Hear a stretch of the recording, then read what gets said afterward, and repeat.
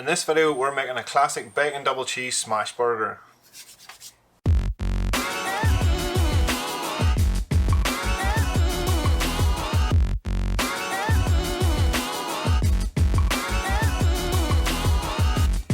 Hi everyone, this is James from Barbechoo.com and welcome back to another cook on the channel, and this is a great one today. I love burgers and this is probably one of my favourite all-time burgers, closely followed by a rodeo burger, which is essentially the same burger but it has onion rings and barbecue sauce, so we'll maybe do that at some point in the future.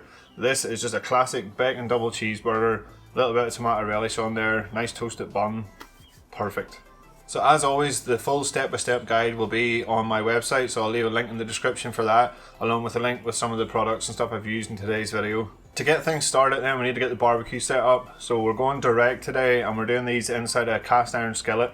So you can use a skillet, a griddle, or a plancha, or anything along those lines, as long as there's a flat surface that you can smash them burgers onto. So I've set up my Weber kettle with the two charcoal baskets in the centre, roughly about 2/3 of a chimney starter lumpwood charcoal on it. Then you want to go ahead and put your skillet over a direct heat to get that preheating before we put anything into it. Once everything has come up to temperature, the first thing I want to do is cook off some bacon. So we're using streaky bacon for this. I've took about 4 slices here and I've cut them in half, because I find streaky bacon is a little bit too long for a burger, and if you want it nice and crispy, it's kind of hard to fold about and you end up breaking it into pieces.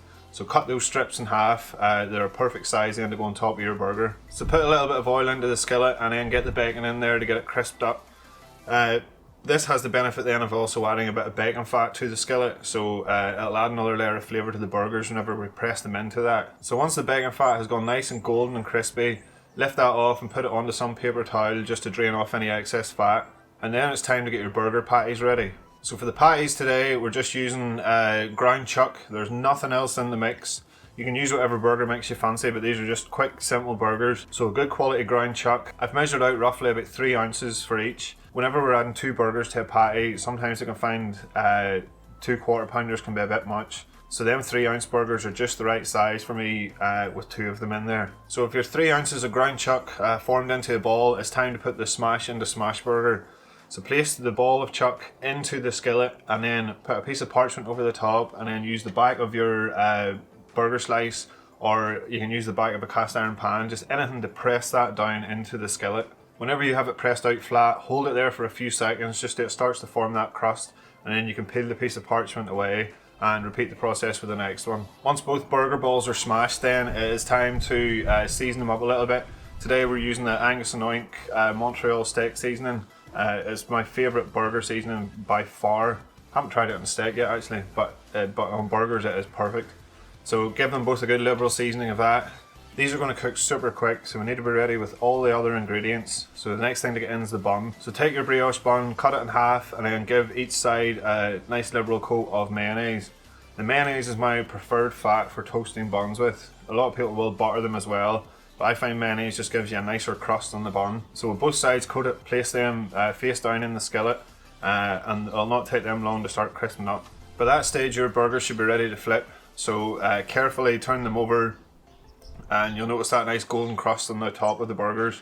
That's what you're going for with a smash burger, and that's what that cast iron is perfect for. As soon as those burgers are flipped, it's time to go on with the cheese, so just use a cheese of your choice. For me personally, I love the square dirty burger cheese. I just find it melts so well in a burger and just gives you nice gooey cheese in it.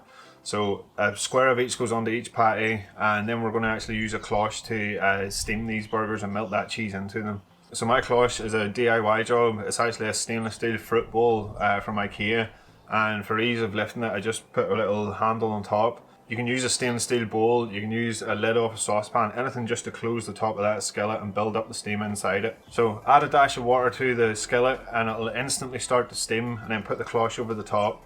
The steam will build up inside that and really melt that cheese down into the burger. Give that a minute or so and now it's time to plate up. They're so fast to cook, and that's the great thing about making them slightly smaller burgers. Really high heat, really quick cook. So how do we build the burger up? Start with the bottom bun. Then you want to go on with one of your patties and then place the other patty directly on top. So we've got burger cheese, match made in heaven. Then go on with some of your bacon. You can put as much or as little on as you want. To top it all off then we went with tomato relish. And finally cap the whole thing off with your top bun, and that is your masterpiece finished.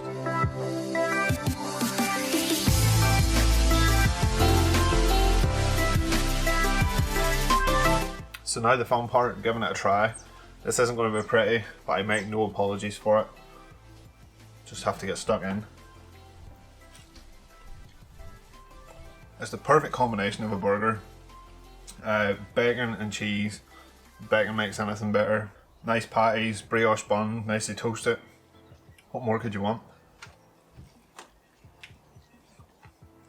Bit of crunch off the bacon. And you can say what you want about it, but that plasticky, dirty burger cheese, as I call it, it is the perfect melty cheese for a burger. Cheddar's good. I do put it on burgers the odd time, but that is definitely my cheese of choice. Everyone's just looking for a nice gooey burger. So if you've never tried smash burgers before, definitely give them a try. That cast iron, they say the temperature of that gets up to about 300 degrees, and if there's a good fire in below it, that gives a perfect crust on the burgers. You can keep them nice and thin, they cook quickly, and then you get to put 2 of them inside a burger. So if you liked the video, please give it a thumbs up. If you haven't already, subscribe to the channel, and I will see you on the next video.